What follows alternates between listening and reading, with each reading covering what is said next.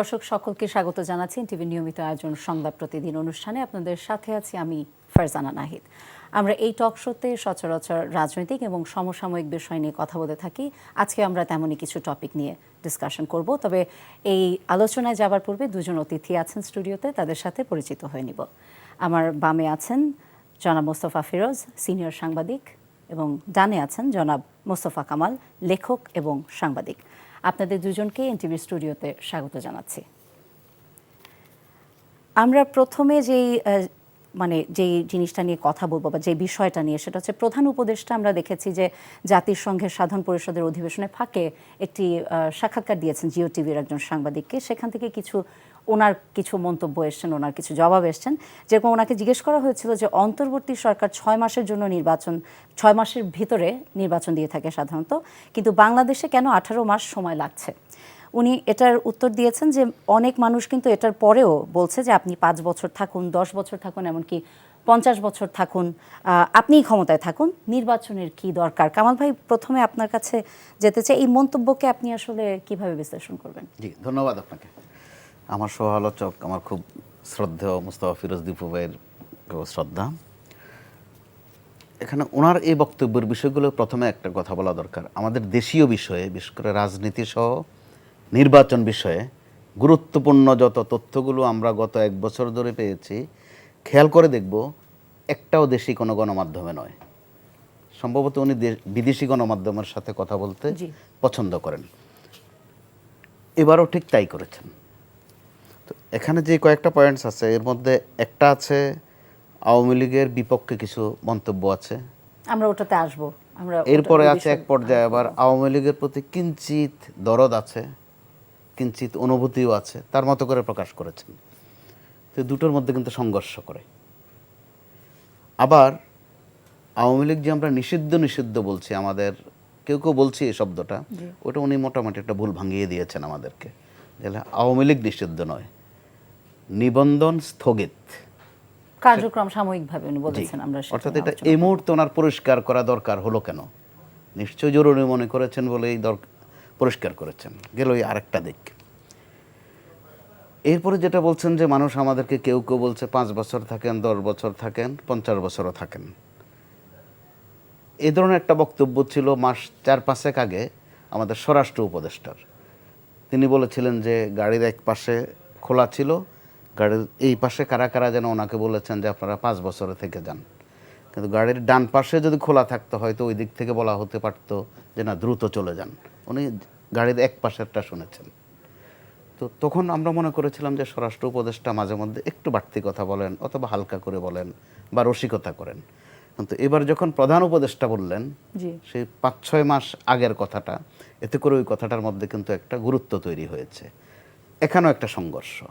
একদিকে বলছেন ফেব্রুয়ারিতে নির্বাচনের সব ধরনের চেষ্টা করছেন, ব্যাপক প্রস্তুতি নিচ্ছেন, আবার বলছেন একই সময়ে যে জনগণ বলছে 5 বছর থাকেন, সংঘর্ষ করে।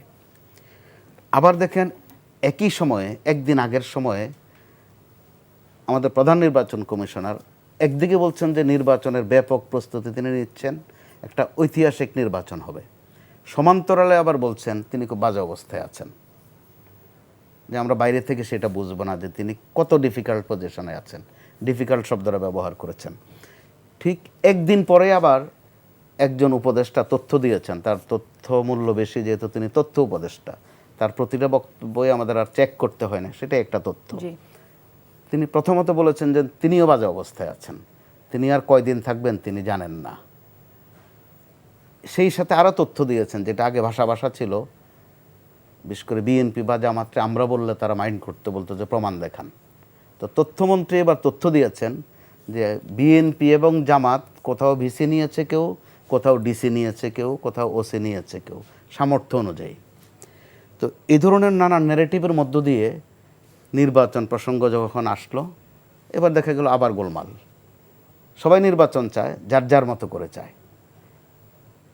আবার সর্বশেষ বলা হলো যে পিআর ছাড়া হবে না। তো ওই যখন পিআর ছাড়া হবে না, ওই মুহূর্তে আমরা একটা প্রায়োগিক পিআর কিন্তু দেখলাম। সেটা প্রধান উপদেষ্টা যখন জাতীয় সঙ্গে যান 2:1:1, অর্থাৎ আমরা একটা ধারণা কিন্তু করে নিতে পারলাম যে বিএনপি বড় দল দুটা, জামাত, এনসিপি এক। কিন্তু ওনার সফরের আগের দিন আবার দেখলাম পিআর আর নাই, ওখানে আবার সর্বদলীয়, 3 দল মিলে সর্বদলীয়। অর্থাৎ প্রত্যেকটা বক্তব্য সাংঘর্ষিক, একটার সাথে আরেকটা সংঘর্ষ করে। তো এই মুহূর্তে তিনি যখন আওয়ামী লীগের প্রসঙ্গটা এনেছেন, তিনি না আনলেও নির্বাচনের প্রশ্নে আওয়ামী লীগ কিন্তু অত্যন্ত প্রাসঙ্গিক। আওয়ামী লীগের কিছু লোক পালিয়েছেন, অথবা দল সাময়িক নিষিদ্ধ হয়েছে বা নিষেধাজ্ঞা দেয়া হয়েছে বা স্থগিতাদেশ দেয়া হয়েছে, তাদের ভোটারদের উপর কিন্তু কোনো নিষেধাজ্ঞা দেয়া হয়নি। অর্থাৎ ভোট দেওয়ার বিষয়ে স্বাধীনতা আছে, ভোট নেয়ার বিষয়ে সীমিত অবস্থা আছে। নেয়ার বিষয় অর্থাৎ ভোট নেবেন কে? প্রার্থী। জি, অর্থাৎ প্রার্থী হতে পারবেন না, কিন্তু ভোটার হতে পারবেন। এখানেও কিন্তু সংঘর্ষ করে। তো এই সংঘর্ষগুলো হয়তো আমাদের সামনে এত বেশি আসতো না যদি তারা এগুলো নিয়ে অতিকথন না করতেন। জি, তারা প্রত্যেকেই যে প্রসঙ্গ ছাড়াও কিন্তু বিষয়গুলো আনছেন। তো আবার এই কথাও সত্য, নির্বাচন যখন সামনে এসেছে এখন অনেক কথা আসবে। যেমন এনসিপির দিক থেকে একবার আপনি খেয়াল করেছেন যে তারা 300 আসনে পেয়ে যাবে, হয়তো খেয়াল করেননি যে আসন কয়টা আছে, অন্যরাও কিছু পাবে কিনা। পরবর্তীতে 150-তে নেমেছেন। আবার আপনি দেখেন এই পিআর নিয়ে শুরু হয়েছে এখন একটা জরিপ, সমানে জরিপ। এক জরিপে আছে 71% লোকে পিআর চায়। ঠিক সমান্তরালে আরেক জরিপ আছে যে 57% মানুষ বুঝেই না পিআর কারে কয়।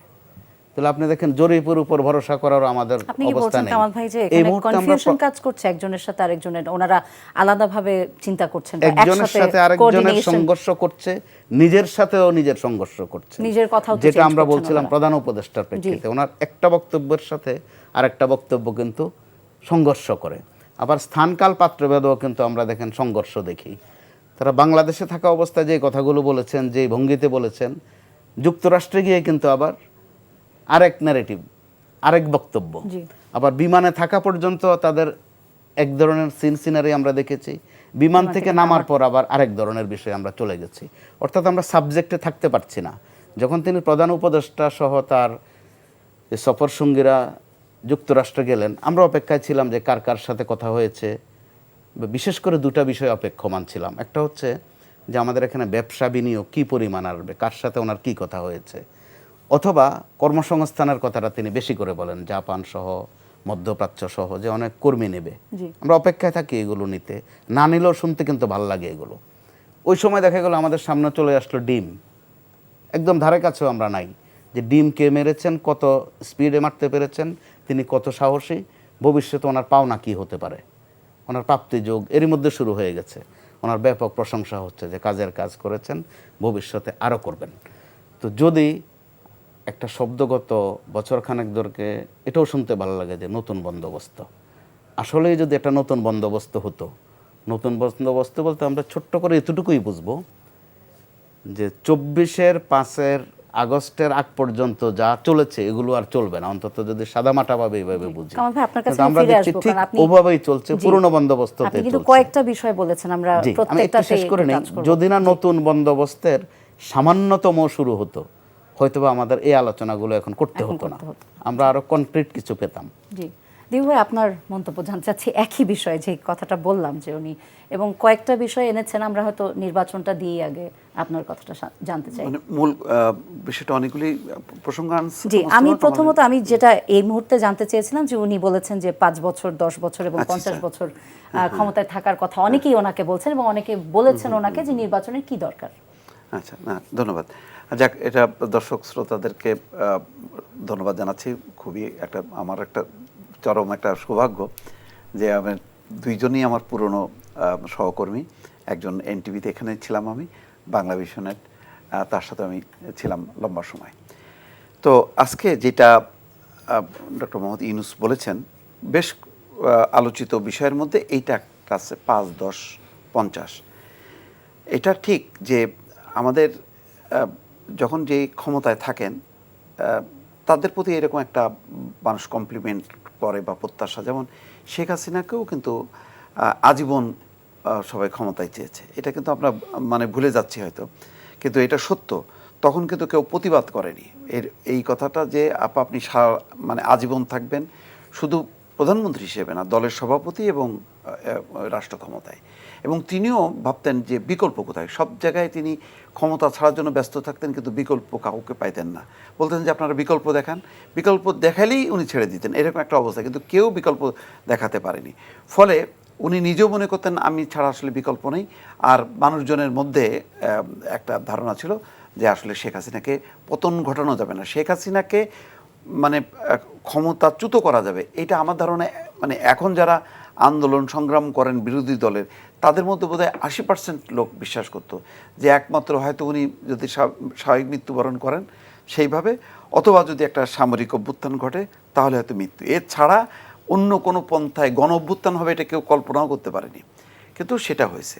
তো ডক্টর মোহাম্মদ ইউনূসের আজকের এই অবস্থানটা 1 বছর আগে আমরা যদি দেখি অনেক স্ট্রং ছিল, এবং এখনও যদি তিনি রাস্তায় নামেন মানুষজন কিন্তু সাধারণভাবে বলবেন কয়েকটা কারণ আছে।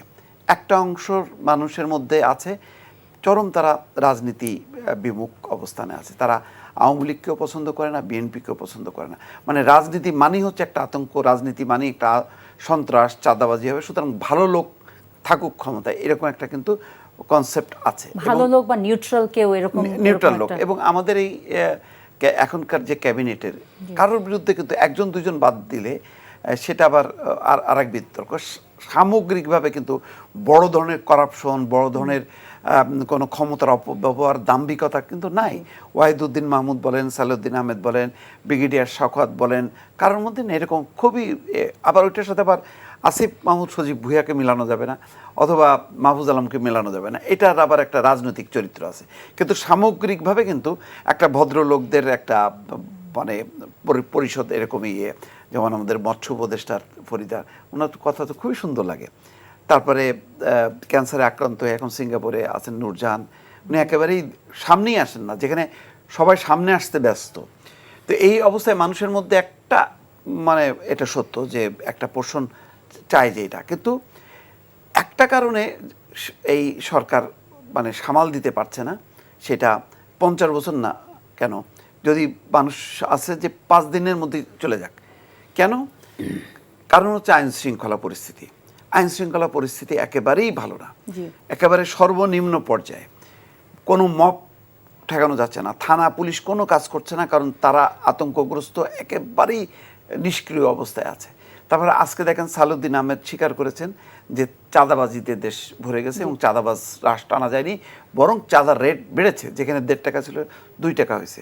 তাহলে চাঁদাবাজি বাড়ছে, আইন শৃঙ্খলা পরিস্থিতি নিয়ন্ত্রণ করতে ব্যর্থ হয়েছে। এটা স্বয়ং অর্থ উপদেষ্টা তিনি বলছেন, তার তো কোনো স্বার্থ নেই, তিনি তো রাজনৈতিক না, তিনি কিন্তু বলে ফেলছেন, এবং এই বলাটা কিন্তু সাধারণ মানুষের বলা। তাহলে যখন নাকি মানুষের ধরেন ভালো মানুষ আছে, এখন আমি ভালো মানুষ, আমাকে দিয়ে যদি কাজ না হয় তো এই ভালো মানুষ থেকে লাভ কী?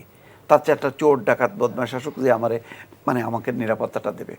মানুষ এখন কিন্তু ওই যেই কথাটা ডক্টর মোহাম্মদ ইউনূস বলছেন বা স্বরাষ্ট্র উপদেষ্টা জাহাঙ্গীর আলম চৌধুরী যেটা বলছেন, এটা সত্য, এটা যে একেবারে অবাস্তব তা না, কিন্তু তার বিপরীত চিত্রটা হচ্ছে এই যে এই ধরনের গভর্নমেন্ট ভালো মানুষদের মানে ক্যাবিনেট বেশি দিন সাস্টেন করে না, বেশি দিন চলতে গেলেই সমস্যা হয়। এই কারণে দেখেন আপনার যেই মাহমুদ হাসান, সম্ভবত ওনার নাম মেহেদি হাসান, আল জাজিরা, যে ওনার বক্তব্যের মধ্যে দেখেন নেপালকে যুক্ত করলো কেন, যে ওরা 6 মাসে পারলো, আপনি 18 মাস লাগছে কেন? তার মানে নেপালের থেকে আপনার সক্ষমতা কম। তো তখন ডক্টর মোহাম্মদ ইউনূস এটাকে করতে যে এটা তো বিব্রতকর, সেই কারণে তিনি বলছেন যে মানুষ তো আমাকে অনেক বেশি দিন চায়, 5 বছর 10 বছর। নেপালের প্রেক্ষিতটা ভিন্ন, আমাদের এখানে প্রেক্ষিতটা ভিন্ন, এবং তার সামনে আছে সংস্কার, তার সামনে আছে সুশাসন এবং বিচার। এই বিষয়গুলি তো আর নেপালে নেই। নেপালে তো এরকম মানে গণহত্যা ওই অর্থেও হয়নি যে সবাইকে মানে আসামি করা হবে। তো তারপরেও তো দেখলাম যে তাদের ভ্রমণ নিষেধাজ্ঞা জারি করছে। তো এটা বিব্রতকর অবস্থা কাটানোর জন্য সম্ভবত ডক্টর মোহাম্মদ ইউনূস এটা বলছে। তবে এটা কথার কথা হলো, একটা বাংলাদেশের মানে ক্ষমতাটা এমন যে ক্ষমতায় থাকে তার মধ্যে এক ধরনের মানে অবচেতন মনে চারিপাশের লোকজন তো খারাপ, তো তারা আরও করে, স্যার আপনাকে তো সবাই চাচ্ছে। আজকে বাজার করতে গেলাম, ওই বাজারের লোক বলল, বাসার কাজের লোক বলতো স্যার অতিষ্ঠ হয়ে যাচ্ছি, সবাই বলতেছে আপনি থাকবেন। এইভাবে বলতে বলতে মানুষ ক্যামোফ্লেক্স হয়ে যায়, এবং এই রকম বলার মতন লোক অসংখ্য চারিপাশে, তখন ওই মানুষগুলোকে নষ্ট করে ফেলে এবং যে যার স্বার্থটা উদ্ধার করে। তা আমার ধারণা যে ওনার যেহেতু বয়স হয়েছে, এরকম কথা বলতে বলতে ওনার মধ্যেও আচ্ছা ঠিক আছে, এটা যদি থাকি না কেন, যদি সবাই সাপোর্ট দেয় তাহলে থাকলে সমস্যা কি, অথবা এইরকম একটা মনে কাজ। যেহেতু উনি কমেন্টসগুলো পাচ্ছেন, উনি হয়তো ওটার জন্যই বলেছেন ওটা টু সাপোর্ট রাইট রাইট। এটাকে খুব বেশি বা মানে মেন করার দরকার নেই, এই কারণে কারণ উনি তো দৃঢ়তার সাথে বলছে যে ফেব্রুয়ারি মাসে উনি নির্বাচন দেবেনই। ফলে ওনার আকাঙ্ক্ষা আর শেখ হাসিনার আকাঙ্ক্ষা, যেটা আমি বললাম, এটা দুইটা একরকম না। জি, দীপু ভাই, আমরা আরেকটা বিষয়ে আলাপ করব যদি আমাদের একটা ব্রেক নেওয়ার প্রায় সময় হয়ে গেছে, বাট আমরা শুরু করতে পারি, তারপর হয়তো আমরা একটা ব্রেকে যাব। সেটা হচ্ছে কামাল ভাই যেটা বলছেন, এই সাক্ষাৎকারে কিন্তু আরো অনেক মন্তব্য এসছে যেটা আওয়ামী লীগকে নিয়ে এসছে, যে আওয়ামী লীগকে নিষিদ্ধ করিনি আমরা, এমনকি তাদের রেজিস্ট্রেশনও স্থগিত করা হয়নি, কেবল তাদের কার্যক্রম স্থগিত করা হয়েছে এবং এতে তারা কোনো রাজনৈতিক কর্মকাণ্ড করতে পারবে না, কিন্তু তারা দল হিসেবে বৈধ। আমি একদম কোট করছি, কিন্তু তাদের কার্যক্রম কিছু সময়ের জন্য স্থগিত করা হয়েছে, যে কোনো সময় তাদের কার্যক্রম সচল করা হতে পারে। এটা কিন্তু এখন আমরা সোশ্যাল মিডিয়াতে দেখছি, এটা একদম নিউজের টাইটেল হিসেবে আসছে যে কোনো সময়। এখন এই লাইনটা জনগণের জন্য এটা কি একটু ভীতিকর কিনা, এবং তার মানে কি আওয়ামী লীগ কি ফিরে আসছে কিনা, উনি কি বোঝাতে চেয়েছেন আসলে? এটা আসলে উনি এই জায়গাটায় স্ববিরোধী ভূমিকায় অবতীর্ণ হয়েছে এবং এখানে তিনি স্বচ্ছ হইতে পারেননি আমার ধারণা। ওনার মনের ভেতরে যা বাইরে আরেকটা প্রকাশটা করছে। কারণ কি, যেহেতু আন্তর্জাতিক মিডিয়া খুব মেপে কথা বলতে হয়েছে। কারণ আমি নিজেও বিশ্বাস করি এবং বলি যে কোনো রাজনৈতিক দলকে নিষিদ্ধ করা, এটা হলো একটা মানে বিশ্বব্যাপী যে মৌলিক গণতান্ত্রিক সাংবিধানিক যে অধিকার, মানবাধিকার অধিকার, সেটার একটা পরিষ্কার লঙ্ঘন। এই ব্যাপারে কোনো সন্দেহ নেই। এটা আপনি কোনো বিচারেই আপনি করতে পারবেন না। আপনি জাতিসংঘ, আপনার মনে আছে যখন কি জাতিসংঘ এই যে গণহত্যা সম্পর্কে রিপোর্ট করছিল, তার মধ্যে বলছে, তারা সতর্ক বলছে যে গণহত্যার সাথে যুক্ত যারা, তাদের বিচার করা উচিত, কিন্তু কোনো দলকে না। কারণ ওরাও বুঝতে পারছে যে এটাকে ধরে দলকে নিষিদ্ধ করা হতে পারে। আর যেহেতু বাংলাদেশের শেখ হাসিনা শেষ মুহূর্তে নির্বাহী আদেশের জামাতকে নিষিদ্ধ করছে, ফলে ওদের মাথার মধ্যে আছে বলে কিন্তু বাড়তি এই কথাটা যোগ করছে। এবং এটাই কিন্তু জাতিসংঘের এই বক্তব্যটাই কিন্তু, আপনি যদি বিশ্বের গণতান্ত্রিক বিশ্বের কোনো সদস্য হন, তাহলে এটাই কিন্তু বারবার ঘুরে আসবে। ফলে ওইটা ডক্টর মোহাম্মদ ইউনূস এটা বোঝেন বলেই তিনি একটু পাশ কাটানোর চেষ্টা করছে। কিন্তু বাংলাদেশে উনি যখন ফিরবেন, তিনি বলবেন যে না, আমি আসলে ওইভাবে বলতে চাইনি। উনি কিন্তু ঘুরে ফেলবেন। কিন্তু এখানে যখন তিনি তো আর মুখোমুখি হবেন না, তিনি তো ফিরেই ওই যে গণভবনের মতন, মানে তার পরিষদ নাই যে এই একটা দলীয় সাংবাদিক সভা করবেন। তো ওনার হয়তো প্রেস সেক্রেটারি মুভ করেন। তিনি বলেন যে না, তিনি বলছেন আসলে এটার মেইন হচ্ছে এইটা, আরেকভাবে পাশ কাটানোর চেষ্টা করে। কারণ দেশের বাস্তবতা হলে আওয়ামী লীগ তো নিষিদ্ধ, আওয়ামী লীগের 14 গোষ্ঠী নিষিদ্ধ করে ফেলো, জাতীয় পার্টি নিষিদ্ধ করো, ওই যে তারপরে ইনুকে নিষিদ্ধ করো, ওয়ার্কার্স পার্টি নিষিদ্ধ করো, তারপরে তাবলিগ ফেডারেশন, যে নজিবুল বাশার, মাইজ ভান্ডারি, তাদেরকে নিষিদ্ধ, সবাইকে নিষিদ্ধ করো। শুধু থাকবো আমরা থাকবো, অর্থাৎ বিএনপি থাকবে, জামাত থাকবে, গণ অধিকার পরিষদ থাকবে, এইরকম থাকবে। আবার এদের মধ্যে যদি কেউ যদি আবার তাদের বয়ানে যদি আবার ফ্যাসিবাদের কোনো সুর পাওয়া যায়, তাহলে তুমিও নিষিদ্ধ। এরকম নিষিদ্ধ করতে করতে একটা বা দুইটা দল থাকলে সবচেয়ে ভালো হবে আর কি। মানে তাদের মন মতন মানে স্লোগান থাকবে, ইনকলাব জিন্দাবাদ। এটা কি দলের চাওয়া নাকি জনগণের? কারো না, এটা তো কিছু মানুষের একটা সুযোগ সুবিধা নেওয়া। মানে যত আপনার প্রতিদ্বন্দ্বী, তখন আমি অপরিহার্য, তখন আমি যা চাইবো তাই করতে হবে। যেমন দেখেন, জাতীয় পার্টি, আওয়ামী লীগ সহ জাতীয় পার্টি সব নিষিদ্ধ হয়ে গেলে সবচেয়ে বেশি লাভ হবে জামাতের। জামাত তখন বলবে পেয়ার তো লাগবেই, পেয়ার হলে তো আমি নির্বাচনই করবো না। তখন ইউনূস সাহেব বলবে, বাবারে এর তো নির্বাচনই হচ্ছে না, তাহলে তো আমি শেষ, তাহলে তো আমার ক্রেডিবিলিটি থাকে না, তোমরা একটু রাজি হয়ে যাবে। বিএনপি বলে তাই তো, এটা তো জামাত যদি না, তাহলে তো আমরা সেই আমি সেই শেখ হাসিনার এটা, আচ্ছা ঠিক আছে হোক। এইভাবে একটার পর একটা অনেকেরই দাবি পূরণ করা সুবিধা হয়ে যাবে, জিম্মি হয়ে যাবে। তো সুতরাং যত আপনার প্রতিদ্বন্দ্বী হবে, আর এখন তো ফ্যাসিবাদের দোসর, আমার এই কথার মধ্যেও কিন্তু অনেকেই বলতে পারে যে মোস্তফা তো ফ্যাসিবাদের দোসর আলামত পাওয়া যাচ্ছে, বয়ানের সাথে মিলানো যাচ্ছে, ট্যাগ লাগাই দেবে। তো এই অবস্থা একটা বিপজ্জনক, বাংলাদেশের একটা এই রাজনীতির একটা বিপজ্জনক চিত্র বলে ডক্টর মোহাম্মদ ইউনূস ওখানে যেটা বলবেন, এটা কিন্তু বাস্তবতা এখানে না। ওখানে তিনি যেটা বলছেন যে না, ওনার এটা হয়েছে ঠিক আছে, এটা তো যেহেতু গণহত্যার সাথে যুক্ত, তারা দেশে বিশৃঙ্খলা চেষ্টা করতেছে, সেই সাথে ভারত ইন্ধন দিচ্ছে, আমরা দেশের শান্তি শৃঙ্খলা জননিরাপত্তার জন্য আপাতত আমরা ইয়ে করছি, সাময়িক কার্যক্রম বন্ধ করছি, কিন্তু অচিরেই তারা হ্যাঁ, বলা কার্যক্রম হচ্ছে তো, করতে যে পারবে। কোনো সময় আচ্ছা, তাদের অচিরেই যদি কার্যক্রম কার্যক্রম করতে পারে, তাহলে তারা নির্বাচন করতে পারবে না কেন? তাহলে নির্বাচনও করতে পারবে। তাহলে ক্লিয়ার করার দরকার ছিল, ওই ফোরামে যে ওনার ক্লিয়ার করার কথা ছিল যে আমরা এই পর্যন্ত আমরা রাখবো, তারপরে নির্বাচনে যদি নাও পার্টিসিপেট করতে দেই বা, তাহলেও সেটা বলতে হবে যে আমরা এই কারণে আমরা দেব না। আমাদের এই আইন বলে যে আওয়ামী লীগ শুধু ব্যক্তি না, দলগতভাবেও হচ্ছে বেআইনি কার্যক্রম করছে, সুতরাং আমরা নিষিদ্ধ করছি। নিষিদ্ধ দল, তারা নির্বাচন করতে পারবে না, তারা কিছুই করতে পারবে না, তাদেরকে চুপ করে থাকতে হবে। তাদের ভোটাররা নির্বাচনের সময় চেয়ে চেয়ে দেখবে, যেমন 15টা বছর বহু মানুষ চেয়ে চেয়ে দেখছে, আবার তো তারা চেয়ে চেয়ে দেখুক, তারপরে হয়তো ভবিষ্যতে দেখা যাক কি হবে। এরকম ক্লিয়ার করার কথা ছিল, কিন্তু উনি ক্ল্যারিফাই করেনি। এখন আমি সেটাই বলছিলাম যে এটা কি জনগণের জন্য কনফিউজিং না, বা বাকি দলদের জন্য ওভারঅল এই মন্তব্যটা? বরং কনফিউশন একটু কেটেছে। গত কয়েকদিন একটা ইংরেজি শব্দ খুব ব্যবহার হতো যে ইনক্লুসিভ নির্বাচন। তখন ইনক্লুসিভের আমরা বাংলা তর্জমা করছি যে আওয়ামী লীগের শহর রেখে যে নির্বাচনটা হবে ওইটার নাম ইনক্লুসিভ। আসলে আমরা যার যার প্রয়োজন মতো বা যার পরিস্থিতি অনুযায়ী তর্জমা করি। তো ওনার এই বক্তব্যের মধ্য দিয়ে কিন্তু কিছুটা পরিষ্কার হয়েছে, যে কোনো সময় বলতে সেটা নির্বাচনের আগেও তো হতে পারে, ব্যাকরণে ভুল হয় না, ভাষাগত দিক থেকে ভুল হয় না। তো আওয়ামী লীগের যেই ভোটাররা তারা কিন্তু নির্বাচনী মাঠে আছে, এখনও আছে, ভালোভাবেই আছে। হয়তোবা যেটা আমরা একটা বিষয়ের সাথে পরিচিত হয়ে গেছি যে গুপ্তভাবে অবস্থান করা, এই চর্চা কিন্তু আমাদের দেশে একটা নতুন মাত্রা পেয়েছে, বিগত আন্দোলনেও পেয়েছে, সর্বশেষ যেটা আমরা ডাকসু বা জাকসু নির্বাচনও দেখেছি, ওইটার কিছু ছায়া এখানে পড়াটাই স্বাভাবিক। তো তিনি যখন বলেছেন যে আওয়ামী লীগ নির্বাচন করতে পারবে, তর্জমা কিন্তু এটা হয়তো এইভাবে বলেন নাই, যে কোনো সময় তাদের নিষেধাজ্ঞাটা প্রত্যাহার হতে পারে। অর্থাৎ এই ধরনের একটা বার্তা কারো না কারো জন্য দরকার ছিল। আবারও একটা পরিষ্কার করে আরেকটা জিনিস আছে ওনার পুরো বক্তব্যের অংশে, একটা অভিযোগ এনেছেন যে একটি মহল দেশে নির্বাচন হতে দিতে চায় না। পরবর্তীতে শব্দটা ব্যবহার করেছেন পতিত সরকার, অর্থাৎ মহল বলতে হয়তো বা তিনি ওটাকে বুঝিয়েছেন।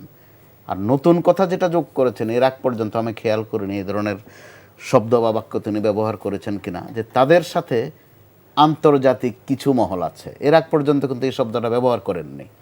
তার মানে বিষয়টা ব্যাপক, এখানে অনেক কিছু প্রাসঙ্গিক হয়ে গেছে। কিছুদিন পর্যন্ত আমরা শুধু ভারতকে প্রাসঙ্গিক করেছি, যেহেতু আওয়ামী লীগের সাথে ভারতের সম্পর্কটা দীর্ঘদিনের সম্পর্ক, ঐতিহাসিক সম্পর্ক বা আরও নানান ধরনের সম্পর্ক ওখানে আছে, গাঁথনি ওখানে আছে।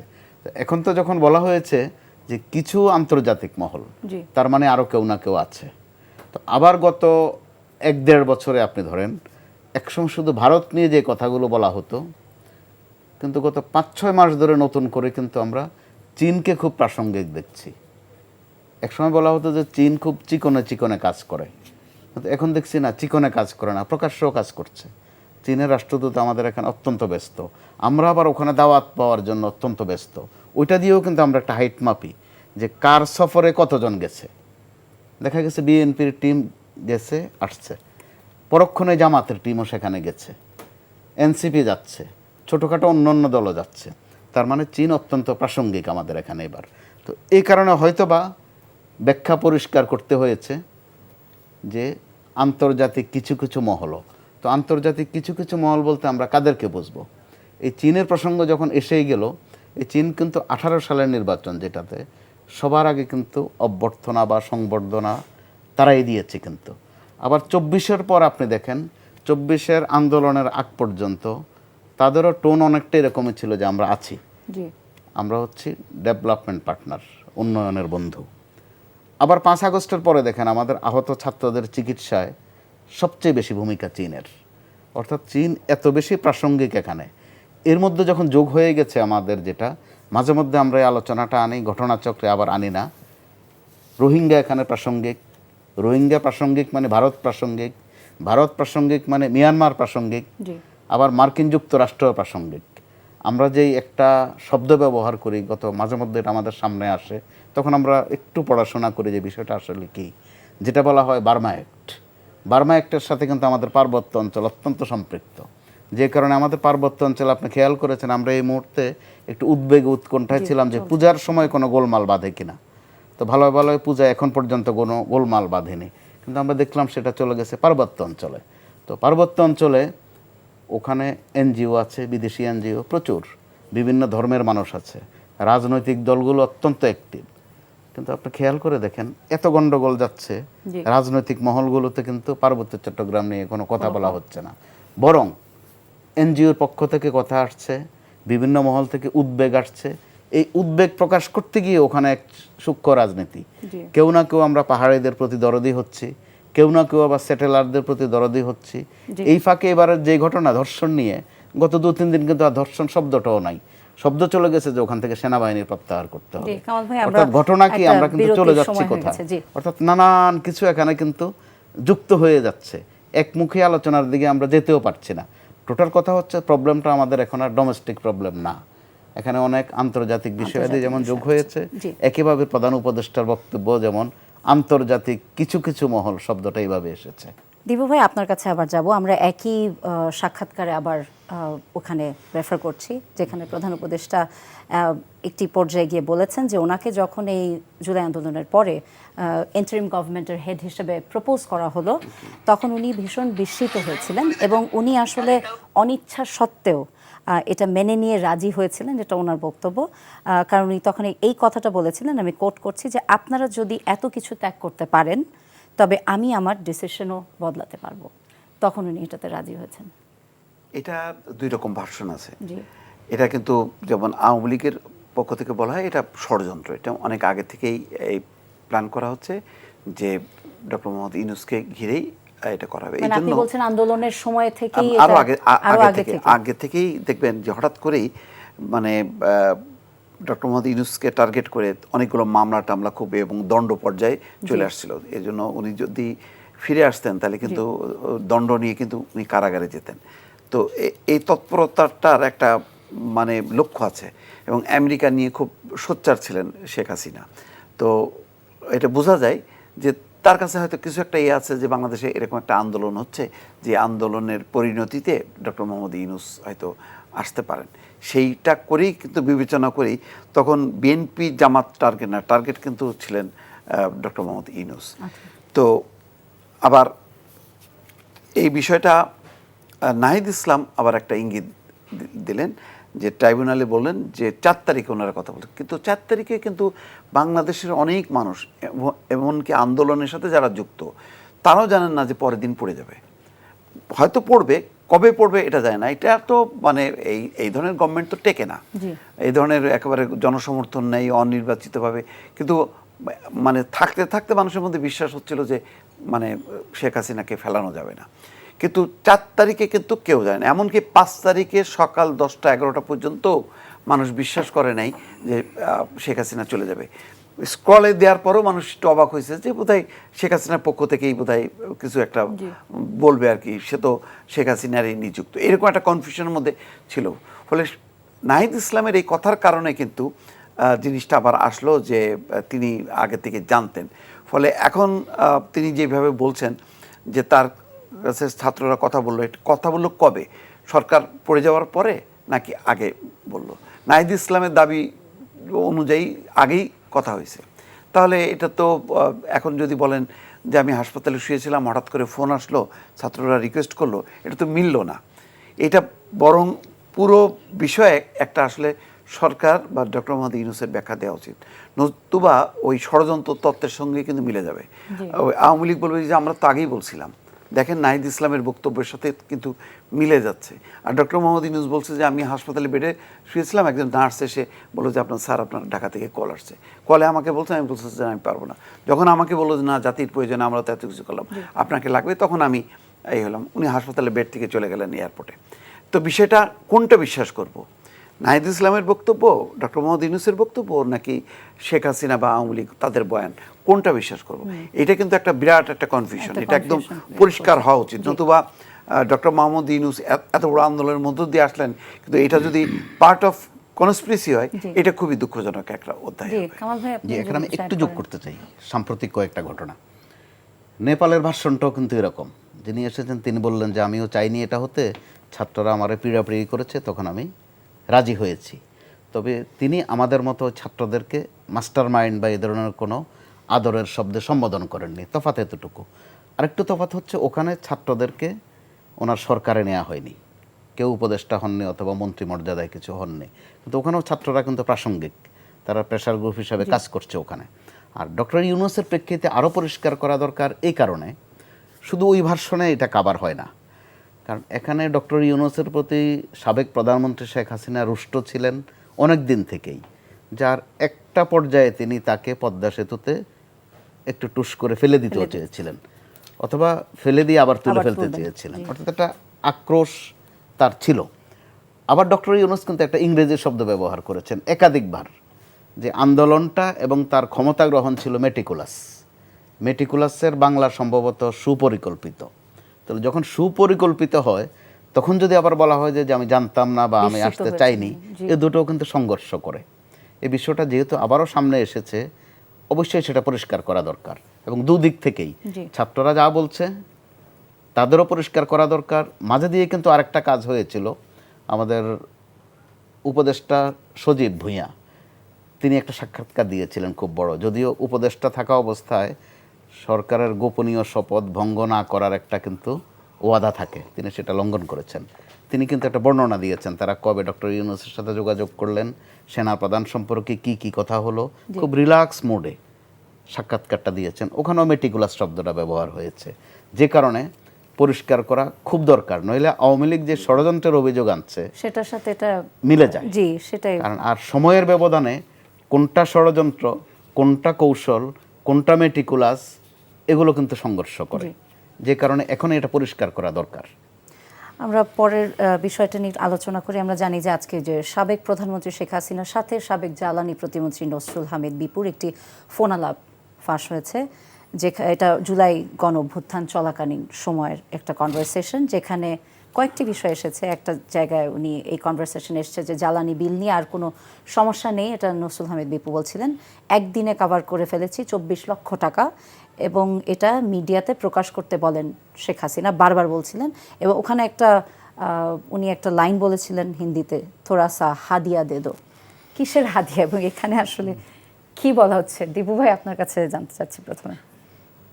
আসলে মানে শেখ হাসিনার এই সবগুলো রেকর্ডটা এটা শোনা দরকার, কারণ রাষ্ট্রের এবং একটা দলের শীর্ষ পর্যায়ে থেকে একটা এত বড় অসৎ একটা মানুষ যে এই রাষ্ট্র ক্ষমতা চালাইছে, দল চালাইছে, তার রুচি, বিবেক, বিবেচনা, কার সাথে কীভাবে কথা বলে। আমি দেখলাম নসরুল হামিদ বিপুর কাছ থেকে এরা বোধহয় এত পরিমাণ টাকা পয়সা খাইছে, সে বেশ ডমিনেট করে কথা বলছে, মানে কিসের শেখ হাসিনা, মানে অন্যরা যেমন আপা আপা আপা আপা করতে থাকে, এর মধ্যে আপা আপা নেই, বরং এই তুমি থামো তো, মানে কথাই বলতে দিচ্ছে না শেখ হাসিনা। মানে বোঝা যায় যে মানে সরবরাহ, মানে তার কাছ থেকে তো জ্বালানি বিদ্যুতের তো এই রসদ খুব ভালো যাইতো আর কি, ওই হাদিয়া যেটা বলে, কারণ ওনারা তো এই বড় বড় হাদিয়া পাইতো, তো এই হাদিয়া থেকে খুব অভ্যস্ত আর কি। এই জন্য সে তাকেও বলতেছে তুমি হাদিয়া দাও সাংবাদিকদেরকে, তার মানে জানে যে সাংবাদিকদেরকে হাদিয়া দেওয়া হয় এবং হাদিয়া দিলে কাজ হয়। এবং আরেকটা পয়েন্ট কিন্তু আছে, সেটা আপনি বলেন নাই, মানে না না না না এখানেই বলছে যে তোমার এই অংশটা কেন রাখলো না, কেটে দিল না, হ্যাঁ বলে যে বলো যে বিদ্যুৎ বন্ধ করে দাও তাদেরকে। তার মানে কোথায় হুমকি দিতে হবে, কোথায় ব্ল্যাকমেইল করতে হবে, কোথায় হাদিয়া দিতে হবে, সবগুলোতে মানে উনি ওস্তাদ। মানে বিশ্বে বোধহয় এই ধরনের প্রাইম মিনিস্টার বিরল, আমি দেখি নাই যে ওই রকম চেয়ারে বসে কি কথা বলে। এরকম সবগুলো রেকর্ড যদি জাতির সামনে গচ্ছিত করা হয়, প্রচার করা হয়, জাতি হিসেবে আমরা একদম মাটিতে মিশব। কিন্তু মিশলেও এখান থেকে শিক্ষা হবে এইটা যে এইরকম পদে এই ধরনের মানুষের থাকা উচিত না, বা এটা জাতি হিসাবে আমরা একটা 1000 বছরের একটা লজ্জা যে আমাদের দেশে এই ধরনের একটা প্রাইম মিনিস্টার ছিল যে বলে যে সামনে যাকে পাবা তাকে গুলি করবা। কারণ এই রেকর্ডটা অন্য সব রেকর্ডে বাদ দিয়ে এই রেকর্ডটার ব্যাপারে বিবিসি, আল জাজিরা তারা মানে যাচাই বাছাই করে তারা মানে অন করতেছে, ইয়েস এটা শেখ হাসিনার বক্তব্য। সুতরাং একটা প্রাইম মিনিস্টার এইভাবে বলতে পারে যা সামনে যাকে পাবে তাকে, এবং এইরকম মানসিকতা যার, তার তো এইরকম নিচু মনোবৃত্তি থাকবেই। কারণ সে তো হাদিয়া সাংবাদিকদেরকে দিতে বলতেছে, ওই বড় বড় হাদিয়া সে পাচ্ছে, এইরকম উৎস একটা বন্ধ হয়ে যাবে। সুতরাং ক্ষমতায় থাকার জন্য সে তো ফেরোসাস, তার তো কোনো বিবেক বিবেচনা কোনো কিচ্ছু নেই। একটা দলের সভাপতি মানে কি, পুরো তাকে দিয়ে তো পুরো দলটা, তাকে দিয়ে তো পুরো বাংলাদেশটা, তাই না? তিনি একই সঙ্গে প্রাইম মিনিস্টার, একই সঙ্গে দলের প্রধান। তার মুখ দিয়ে যদি এই ধরনের নির্দেশনা থাকে, তাহলে যাদেরকে নির্দেশ দিচ্ছে তাহলে তারা কত বেপরোয়া হবে। তাদেরকে তো সে এডুকেট করবে, তাদেরকে তো সে গাইড করবে। গাইড করার বদলে তাদেরকে আরও ঠেলে দিচ্ছে ভায়োলেন্সের দিকে। সুতরাং তার পক্ষেই সম্ভব ওই যে কথাগুলি বলা, সামনে যাকে পাবা তাকে গুলি করবা।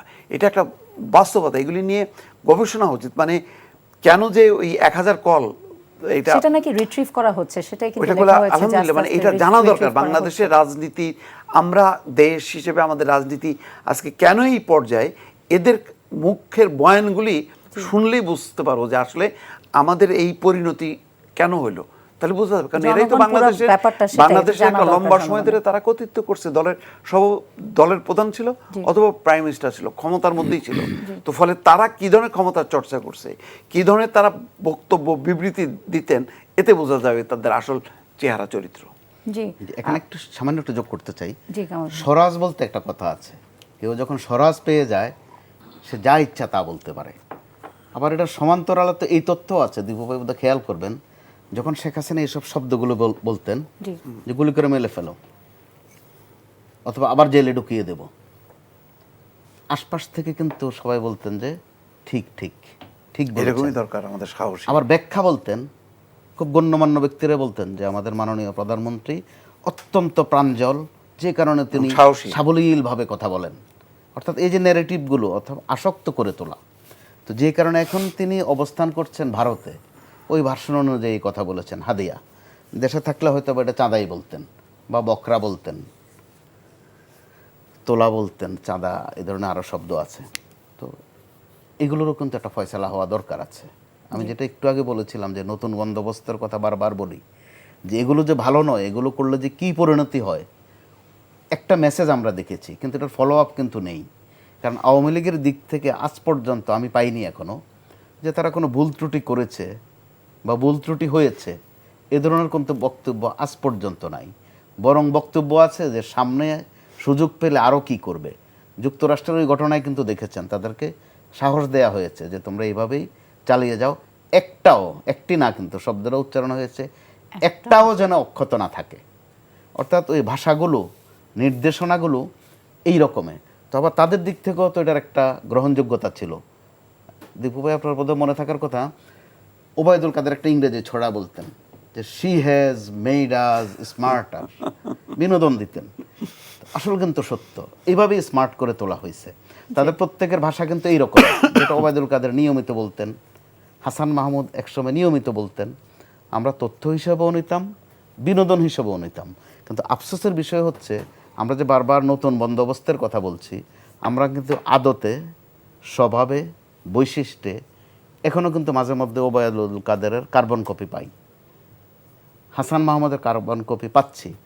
তো বেদনাটা ওই জায়গায় যে যারা এইসব শব্দ এখনও উচ্চারণ করছেন, ওই আচরণ এখনও করছেন, একটু একটু খিচুনি দিচ্ছেন কথাবার্তা বলার সময়, আস্তিন গুটাচ্ছেন, এরাও কিন্তু নির্যাতিত, নিপীড়িত। অবাক কাণ্ডটা ওখানেই যে এত নির্যাতন, এত নিষ্পেষণের পর কারো কারো হয়তো বেঁচে থাকারও আশাও ছিল না, তারাও কিন্তু এখন মাঠে আছেন। আর আপনি এই অনুষ্ঠানের উসিলায় সম্ভবত 2-1 মাঝে মধ্যে পান, তারা এখন যে ল্যাঙ্গুয়েজে কথা বলেন, সাথে সাথে মুখের ভাষার সাথে তাদের যে বডি ল্যাঙ্গুয়েজ, আপনি খেয়াল করে দেখবেন, সমান্তরালে যখন মায়া লাগে, একই সময়ে যখন তারা আবার ওই ওবায়দুল কাদের বা হাসান মাহমুদের অভাবটা পূরণ করে দেন, তখন কিন্তু আমাদের আফসোস করতে হয় যে তার মানে আমরা কি কোনো মেসেজ কি নেইনি 5 আগস্ট থেকে, যে কি পরিণতি হয় অথবা ভবিষ্যতেও হতে পারে, ওই মেসেজটুকু বোধহয় আমরা নিচ্ছি না বা নেওয়ার দরকার মনে করছি না, অথবা দিব্যি ভুলে যাচ্ছি। প্রধান উপদেষ্টার এই একই সাক্ষাৎকারে উনি ভারতের মিডিয়া সম্পর্কে একটা মন্তব্য করেছেন। কেন ওনাকে মনে হয় বলা হয়েছিল যে অনেক মিডিয়া অন্তর্বর্তী সরকার দায়িত্ব পালনের সময় কিছু হিন্দু সংখ্যালঘুদের ওপর নিপীড়নের অভিযোগ করেছে ইন্ডিয়ান মিডিয়াগুলো। তো উনি বলেছেন যে ভারতের অন্যতম বিশেষত্ব হলো ভিত্তিহীন এবং ভুয়া খবর ছড়ানো, কারণ এই অভিযোগ একেবারেই ভিত্তিহীন, এটা প্রধান উপদেষ্টা বলেছেন, কারণ বাংলাদেশে কোনো ধরনের হিন্দু বিরোধী সহিংসতা নেই। এই মিডিয়া, ভারতের মিডিয়া সম্পর্কে আসলে আপনার মন্তব্য কি, এবং ওনার মন্তব্যটাও? জি, এটা অত্যন্ত পরিষ্কার, এটা লুকানোর বিষয় নয়। ভারতে কিছু কিছু গণমাধ্যম ফেকের চেয়েও আরো যদি কোনো শব্দ থাকে সেটা নিয়মিত করছে, কিন্তু বিশেষ করে সংখ্যালঘুদেরকে নিয়ে। কিন্তু আমাদের জানা মতে বিচ্ছিন্ন কয়েকটা ঘটনা ছাড়া আমাদের এখানে কিন্তু এখনো সম্প্রীতি আছে। আর আমাদের দেশের মানুষ অন এভারেজ আমরা অসাম্প্রদায়িক। আমি এখানে ছোট্ট দুইটা উদাহরণ দিই, একদম না দিলেই নয়। কক্সবাজারে একটা হত্যাকাণ্ড হয়েছিল চাঞ্চল্যকর। ওসি প্রদীপ হত্যা করেছিল মেজর সিনহাকে। আমাদের এখানে কিন্তু কেউ কেউ চেষ্টা করেছে এটাকে যে একজন হিন্দু একজন মুসলমানকে মেরে ফেলেছে, এই ন্যারেটিভ তৈরি করার সম্ভব হয়নি, মানুষ এটা গ্রহণ করেনি। আবার এই ভার্সনও তৈরি করা হয়েছে যে একজন পুলিশ একজন আর্মিকে মেরে ফেলেছে, সেটাও এখানে স্টাবলিশ করা যায়নি। এর বছর দুয়েক পরের ঘটনা, অর্থাৎ বছর খানেক আগের ঘটনা, অ্যাডভোকেট আলিফ হত্যাকাণ্ড, ওই হত্যাকাণ্ডের অন্যতম আসামি হচ্ছেন চিন্ময়। এটাকেও কিন্তু যে একজন হিন্দু একজন মুসলমানকে মেরে ফেলেছে, এই ন্যারেটিভ কিন্তু প্রতিষ্ঠা করা যায়নি এখানে। তো এটা স্বীকার করতে হবে যে আমাদের এখানে সম্প্রীতির পুরোটাই আছে। এর ফাঁকে মাঝে মধ্যে কিছু ফেক ছবি, এমনকি নাটকের ছবি, ছায়াছবির ছবি যোগ করে এমন এমন কন্টেন্ট তৈরি করা হয়েছে যেটা আমাদের জন্য আসলেই অত্যন্ত বিব্রতকর। আবার সর্বশেষ যেটা খুব ঘুরছে আপনি সোশ্যাল মিডিয়াতেও, আমাদের প্রধান উপদেষ্টাকে ওখানে অসুর বানানো হয়েছে। তাদের চিন্তা চেতনা বিবেচনায় তিনি অবশ্যই তাদের কাছে অসুর, অবশ্যই। কারণ আমাদের বাস্তবতা তো আপনার জন্য যেটা মঙ্গল, আমার জন্য হয়তো ওইটা শনি, যার যার কাছে একরকম। তো ওই রকম অবস্থায় তিনি এটা দেশীয় গণমাধ্যমে একাধিকবার বলেছেন, এবার বাইরে গিয়েও বলে রাখার দরকার মনে করেছেন। এই গেল একদিক। আবার রাষ্ট্রীয়ভাবে দেখেন আরেকটা সাংঘর্ষিক অবস্থা এখানে আছে। একটা সময় পর্যন্ত এই বাংলাদেশ ভারতের কাছে বিক্রি করে দেয়া হয়েছে, এই অভিযোগটা ছিল। কিন্তু গত এক বছরে ওই ধরনের বিক্রির কোনো চুক্তিনামা কিন্তু আমাদের সামনে হাজির করা হয়নি, অথবা কোনো চুক্তি বাতিলও করা হয়নি।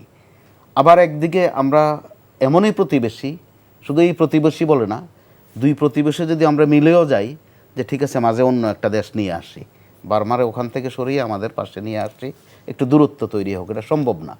প্রতিবেশী প্রতিবেশী। তো ওই জায়গায় যখন আমাদের একটা সম্মিলন থাকবেই, সেটা বাহ্যিক হোক, অন্তর্নিহিত হোক, ওবায়দুল কাদেরের বাসায় তলে তলে হোক, সেটা আছে। আমরা একদিক দিয়ে ভারতের বিরুদ্ধে কথা বলছি, আবার ভারতের সাথে বাস্তবতা হচ্ছে সম্পর্কও রাখছি, ইলিশও দিচ্ছি, আমও দিচ্ছি, সুগন্ধি চালও দিচ্ছি, সেটা দিয়ে যেতেই হবে, এটা প্রতিবেশী সুলভ আচরণ। কিন্তু মাঝে মধ্যে যখন সুনির্দিষ্টভাবে অভিযোগ আসে, সর্বশেষ যেটা পার্বত্য চট্টগ্রামের বিষয়ে এসেছে, যে ভারতের এখানে সরাসরি ইন্ধন আছে, দুজন উপদেষ্টা কিন্তু বলেছেন, ছোটোখাটো উপদেষ্টা না, একজন স্বরাষ্ট্র উপদেষ্টা আর একজন পার্বত্য চট্টগ্রাম বিষয়ক উপদেষ্টা। তো এই ক্ষেত্রে আমরা কিন্তু এখন পর্যন্ত দেখিনি, আজকে এই সময় পর্যন্ত ভারতীয় কোনো কূটনীতিককে তলব করে সেটার প্রতিবাদ জানানো হয়েছে অথবা কিছু একটা ক্ষোভ জানানো হয়েছে, এই তথ্য আমাদের কাছে নেই। আবার পার্বত্য চট্টগ্রাম বিষয়ক উপদেষ্টা আরেকটা অভিযোগ করেছেন যে ওখানে অর্থ বিনিয়োগও করা হয়েছে। এই ক্ষেত্রে শুধু গণমাধ্যম কর্মী হিসাবে না, সাধারণ জনগণ হিসেবেও কিন্তু আমাদের তথ্য জানার একটা অধিকার আছে যে কত টাকা বিনিয়োগ করা হয়েছে, কে বিনিয়োগ করেছে। রাজনৈতিক সরকার হলে হয়তো এগুলো ধরা কঠিন হয়, কিন্তু এই সরকার যেহেতু রাজনৈতিক সরকার নয়, তারা এভাবে রাজনৈতিক দলগুলোর মতো সকাল সন্ধ্যা একটা বলে এরপরে আরেকটা ইস্যুতে চলে যাবেন, সেটা না করে এটার যদি একটা ফয়সালা দেন, এমন একটা সুযোগ কিন্তু আমাদের এই পার্বত্য চট্টগ্রাম নিয়ে যেটা শুরু হয়েছে, এটার একটা ফুল স্টপে কতটুকু যাওয়া সম্ভব, অন্তত কমা বা সেমিকোলনে যাওয়া সম্ভব এবারের এই ঘটনার প্রেক্ষিতে। সেই ক্ষেত্রে যেহেতু আন্তর্জাতিক সম্পৃক্ততা এখানে আছে, ভারতও একটা আন্তর্জাতিক শক্তি, সেই ক্ষেত্রে একটা ফয়সালা তো হতে পারে, এবার অন্তত দেশীয় পরিমণ্ডলও হতে পারে। ওখানে যেই যারা আছে, আমরা অবাঙ্গালি বলি আর বাঙালি বলি, তারা আদতে যেমন নিরীহ, আবার প্রত্যেকের কাছেই কিন্তু অস্ত্র থাকে, যে কোনো বিষয়ে তারা সশস্ত্র। একটা সময় আপনার মনে থাকার কথা, ওদেরকে বলা হতো শান্তি বাহিনী, নাম বড় সুন্দর, কিন্তু অশান্তির যত ব্যবস্থা আছে সব তাদের কাছে আছে বা ছিল, কিন্তু নাম শান্তি বাহিনী। আবার ট্র্যাজেডি ৭১-ও এখানে যারা গোলমাল করতো, ওদের নাম ছিল শান্তি কমিটি। অর্থাৎ এই শান্তি শব্দের যে অর্থ, ওইটাও আমরা বরবাদ করতে কিন্তু আর কিচ্ছু বাকি রাখিনি।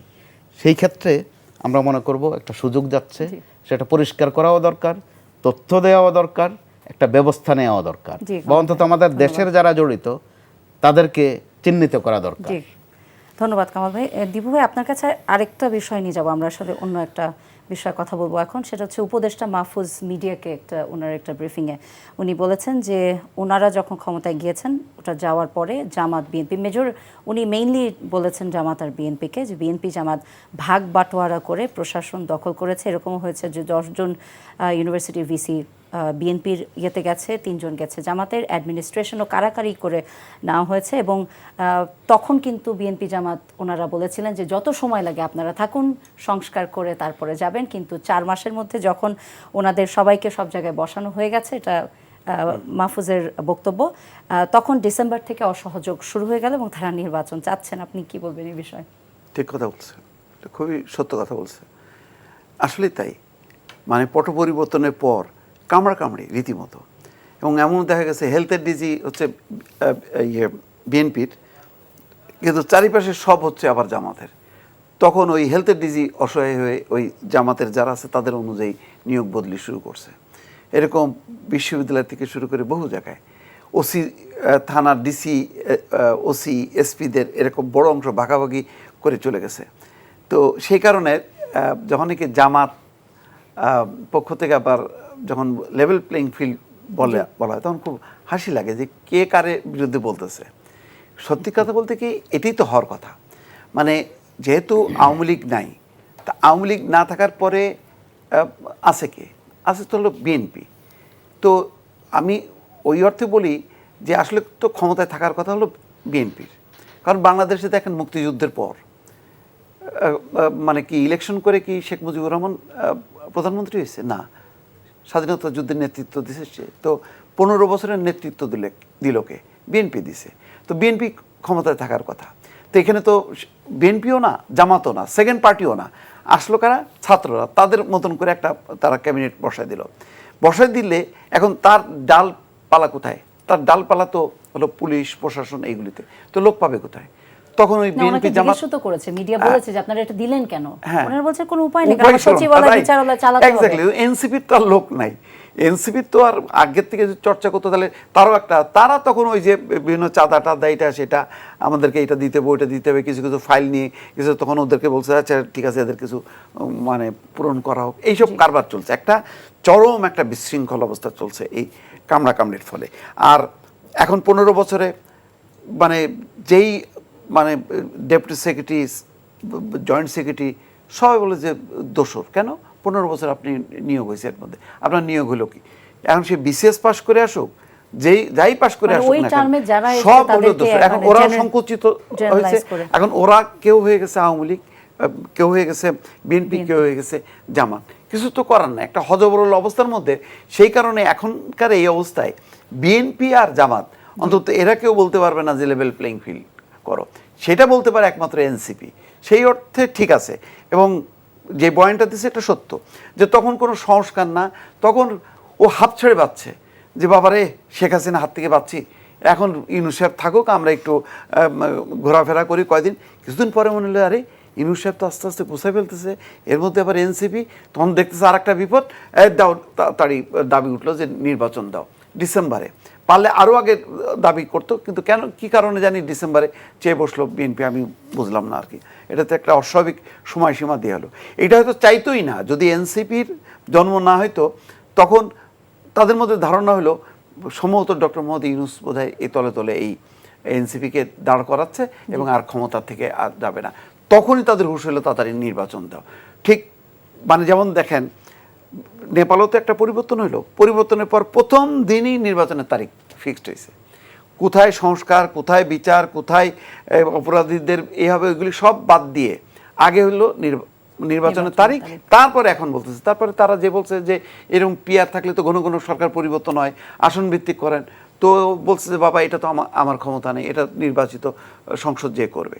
তা আমাদের এখানে তো ভাবনাটাই ছিল না, যে এই জন্যই সবাই বলছে যে ও নির্বাচন দরকার নেই, ইনু সাহেব আপনি ভালো মানুষ, আপনি আজীবন থাকেন, আপনি 50 বছর থাকেন, 5 বছর থাকেন।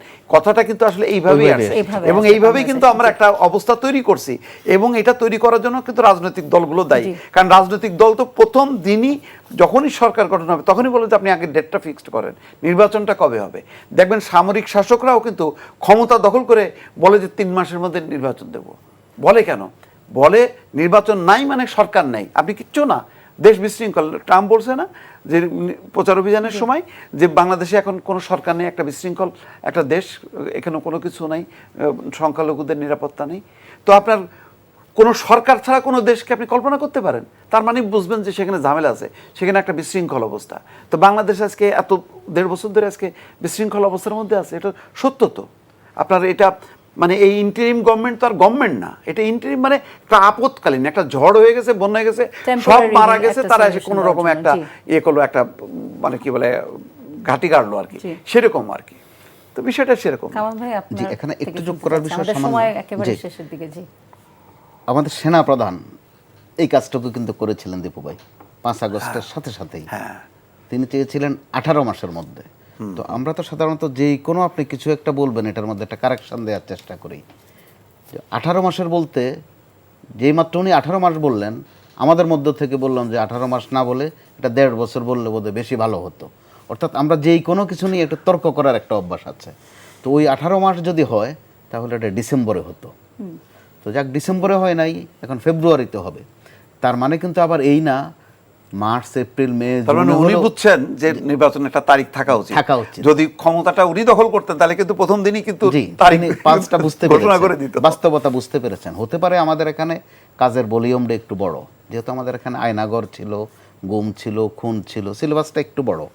তো তারপরেও তিনি কিন্তু যথাযথ একদম উচ্চারণের সাথে পরিষ্কার করে, যেটা ওনার স্বভাব বৈশিষ্ট্যের সাথে যায় না। দীপুবের বোধ মনে আছে ওনার ওই সময়ের বডি ল্যাঙ্গুয়েজটা, নির্বাচনের বিষয়টা তিনি খুব এমফেসিস দিয়ে বলেছিলেন। শেষ পর্যন্ত ওনার সাথে ভালো লাগেনি সেটা। তারপরে আমরা বলতে চাই, যেহেতু গত সরকারটা 15 বছর 7 মাস ছিল, এই সরকার নিশ্চয়ই 15 বছর 7 মাস থাকবে না। তো সেই ক্ষেত্রে ওই যে আস্থার সংকটটা ঘটে গেলে ফেব্রুয়ারি কেন, মার্চ, এপ্রিল, মে, জুনে নির্বাচন দিল হয়তো সমস্যা হতো না। কিন্তু যেহেতু এখন আস্থার সংকট, প্রত্যেক দিন আমাদের প্রশ্নের শিকার হতে হয়। যিনি নির্বাচনী মাঠে দিনভর কাজ করে এসেছেন, সন্ধ্যায় তিনি বলেন ভাই নির্বাচনটা কি হবে নাকি। উনি সারাদিন কিন্তু নির্বাচনের কাজে করে এসেছেন। অর্থাৎ একটা অনিশ্চয়তা, যে কারণে ফেব্রুয়ারির ধরেন মধ্যভাগ বলতে যদি না 9, 10, 11, 12, 13 নির্বাচন হয়, তারিখের কথা বলছি আমি, ওই তারিখে সকালবেলাও দেখবেন প্রশ্নটা থাকবে যে সন্ধ্যা পর্যন্ত কি নির্বাচন হবে কিনা, শেষ হবে কিনা। নির্বাচন শেষ হলে প্রশ্ন আসবে ভোট ঠিকঠাকভাবে গোনা হবে কিনা। যেহেতু আমরা দীর্ঘদিন এই জিনিসের ঘাটতির মধ্যে ছিলাম, তো এর মধ্য দিয়েও নির্বাচন যথাসময়ে হবে একটা আশাবাদ আমরা রাখতেই চাই। কিন্তু যখন বাড়তি কথা আসে, গোলমালটা তখনই হয়। প্রধান উপদেষ্টা কিন্তু 15-16 দিন আগে একটা কঠিন মেসেজ দিয়েছিলেন, যেটা আবার এই গতকালের এই সাক্ষাৎকারের সাথে মেলে না। তিনি বলছিলেন যে নির্বাচনের বিকল্প যদি কেউ ভেবে থাকেন সেটা বড় বিপজ্জনক হবে সবার জন্য। অর্থাৎ বাড়তি কথা কিন্তু কখনো কখনো বাড়তি বিপদও ডেকে আনে, যেটাকে আমরা অতিকথন বলি। ঠিক এই সময়ে বোধহয় সুনির্দিষ্ট কথাই বলা উচিত। সুনির্দিষ্ট বিষয় মানে মানুষের কাছে প্রথম সুনির্দিষ্ট বিষয় নির্বাচন। তো আবার নির্বাচনের বিষয়ে একটু শেষ করে ফেলি আমি। বাংলাদেশের নির্বাচন আর ভোট দুটার অর্থ কিন্তু এক না। গত 15-16 বছরে নির্বাচন কিন্তু ঠিকঠাক মতো হয়েছে। বাংলাদেশের সম্ভবত অন্যতম প্রধান ব্যক্তি শেখ হাসিনা, যিনি নির্বাচনের বিষয়ে অত্যন্ত আন্তরিক। এই বিষয়ে তার কখনো আন্তরিকতার ঘাটতি থাকে না। নির্বাচন তার কাছে দাবি করতে হয় না, চাইতে হয় না, দিয়ে দেন। উনি দেন না শুধু ভোটটা। তো মানুষ এই কারণে আমরা যত না নির্বাচন চাই তার চেয়ে বেশি করে ভোট চাই। ধন্যবাদ কামাল ভাই, আমাদের একেবারে সময় শেষ। আলোচনাটা খুবই ভালো হয়েছে, আরেকটু সময় থাকলে ভালো হতো। মোস্তফা কামাল ভাই এবং মোস্তফা ফিরোজ ভাই, আপনাদের দুজনকে এনটিভিতে আসবার জন্য অনেক ধন্যবাদ জানাচ্ছি। দর্শক, আজ এই পর্যন্তই। সবাই ভালো থাকবেন, সুস্থ থাকবেন, এনটিভির সঙ্গে থাকবেন।